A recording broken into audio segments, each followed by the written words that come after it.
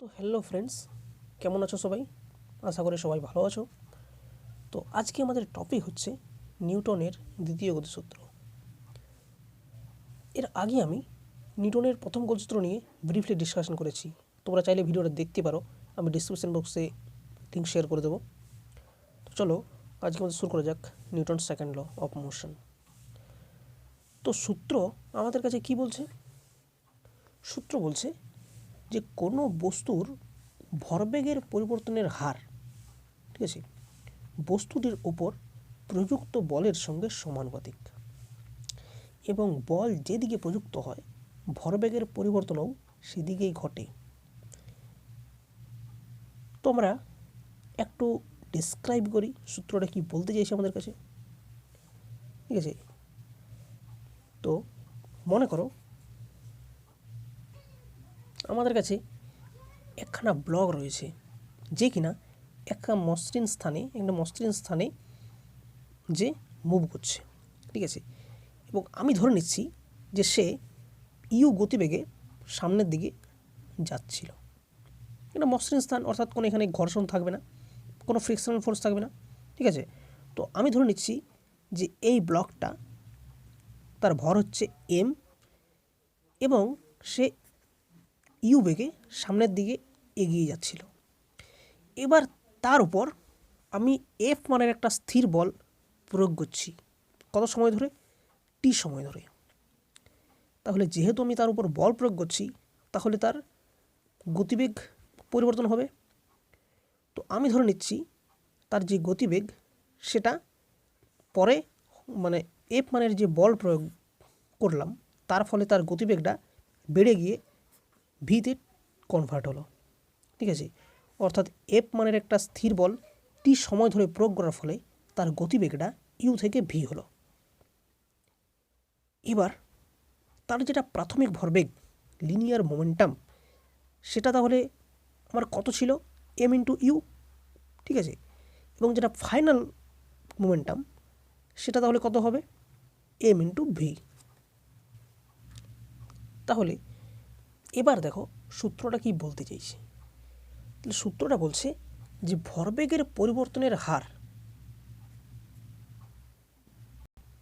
তার উপর প্রযুক্ত বলের সঙ্গে সমানুপাতিক, অর্থাৎ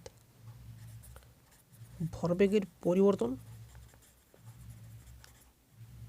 এর হার ইজ প্রপোর্শনাল টু প্রযুক্ত বল, ঠিক আছে।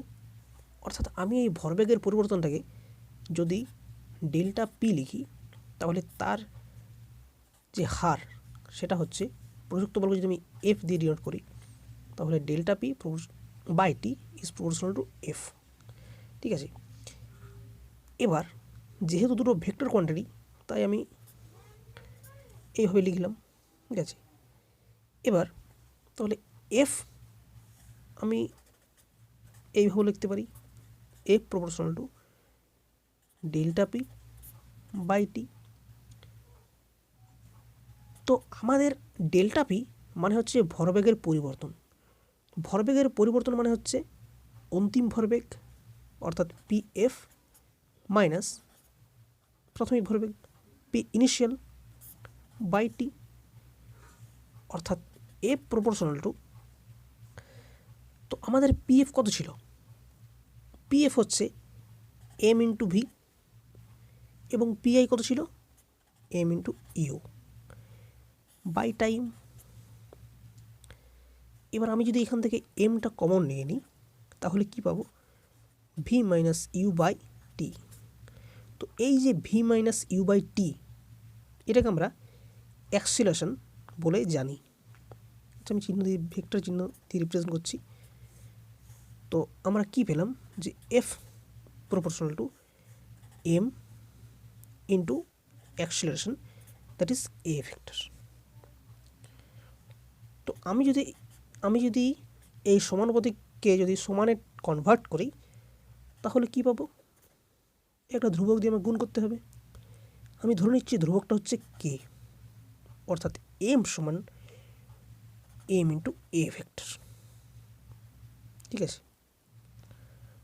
তো এবার আমি ধরে নিচ্ছি যে একটা বস্তুর উপর 1 নিউটন বল কখন প্রয়োগ হবে? যদি তার ভর 1 কেজি থাকে এবং তার এক্সেলারেশন হয় 1 মিটার পার সেকেন্ড স্কোয়ার। ঠিক আছে, অর্থাৎ কোনো বস্তুর ভর 1 কেজি থাকলে তার উপর আমি যে মানের বল প্রয়োগ করলে তার এক্সেলারেশন হবে 1 মিটার পার সেকেন্ড স্কোয়ার, সেটাই হচ্ছে 1 নিউটন বল। তাহলে এই যে 3টা কোয়ান্টিটি, সেটা দিয়ে আমি এই জায়গায় যদি রিপ্লেস করে দিই তাহলে কী পাবো?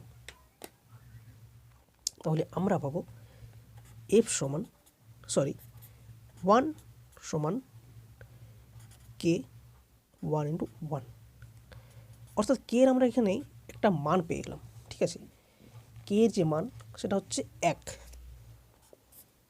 তো এই যে K এর মান সেটা যদি এখানে রিপ্লেস করে দিই তাহলে আমরা কি পাচ্ছি? F সমান m ইন্টু a। একটা খুবই ইম্পর্ট্যান্ট একটা রিলেশন, F সমান m ইন্টু a। অর্থাৎ কোনো বস্তুর উপর যদি আমরা একটা ফোর্স অ্যাপ্লাই করি তাহলে তার ফোর্স হবে তার মাস এবং তার যে এক্সেলারেশন তাদের প্রোডাক্ট। এবার আমরা এখানে ধরে নিচ্ছি যে এমটা হচ্ছে একটা কনস্ট্যান্ট কোয়ান্টিটি। এমটা হচ্ছে আমরা এখানে কনস্ট্যান্ট ধরেছি। এমটা যদি ভ্যারি করে তাহলে কিন্তু এই রিলেশন ফলো করবে না। ঠিক আছে, তো আপাতত আমরা ধরে নিচ্ছি যে বস্তুর ভরটা কনস্ট্যান্ট সময়ের সাপেক্ষে। তাহলে আমরা কি পেলাম? F সমান m ইন্টু a। তো আমরা নিউটনের দ্বিতীয় সূত্র থেকে এটা খুব একটা ইম্পর্ট্যান্ট রিলেশন পেলাম, যার ফিজিক্সে প্রচুর এর অ্যাপ্লিকেশন আছে। তো এবার সূত্রের যে দ্বিতীয় একটা বিবৃতি ছিল সেকেন্ড পার্টে, সেটা আমরা একটু দেখে নিচ্ছি। তাহলে দেখো, সূত্রে এই যে সেকেন্ড পার্টে বলা হয়েছে যে বল যেদিকে প্রযুক্ত হয় ভরবেগের পরিবর্তনও সেদিকেই ঘটে। এর মানেটা কি? না, এর মানেটা হচ্ছে যে এই যে আমাদের m ভরের একটা বস্তু রয়েছে, ব্লক রয়েছে, যেটা কি না ইউ বেগে যাচ্ছিল এবং তার উপর আমি F মানের বল t সময় ধরে অ্যাপ্লাই করার ফলে তার বেগ বেড়ে গিয়ে v হয়েছিল। ঠিক আছে, তো তার ক্ষেত্রে যেটা একটা মোমেন্টামের চেঞ্জ হয়েছিল, তার যে ভরবেগের চেঞ্জ হয়েছিল, সেটা pf মাইনাস pi। তো এই যে pf মাইনাস pi, অর্থাৎ একে আমরা ডেল্টা পি ভেক্টর দিয়ে রিপ্লেস করছি, সেটার ডাইরেকশানটা হবে এফ এর ডাইরেকশন বরাবর। সূত্র থেকে এটাই বলছে যে বলটা যেদিকেই প্রযুক্ত হয়, বল আমার কোন দিকে প্রযুক্ত হচ্ছে? এই দিকে বরাবর প্রযুক্ত হচ্ছে। তো যেহেতু বলের ডাইরেকশান এই দিকে এই বরাবর, সুতরাং তার যেটা ভরবেগের পরিবর্তন অর্থাৎ ডেল্টা পি ভেক্টর, সেটাও এই বরাবরই হবে। ঠিক আছে, তো এই ছিল আমাদের নিউটনের দ্বিতীয় গতিসূত্রের বিবৃতি এবং তার যে ডেসক্রিপশন, সেটা আমরা ভালো করে ব্যাখ্যা করলাম এবং আমরা একটা ইম্পর্ট্যান্ট রিলেশনও পেলাম, F equal to m into a। এবার এই সূত্র থেকে আমরা কী কী জানতে পারবো?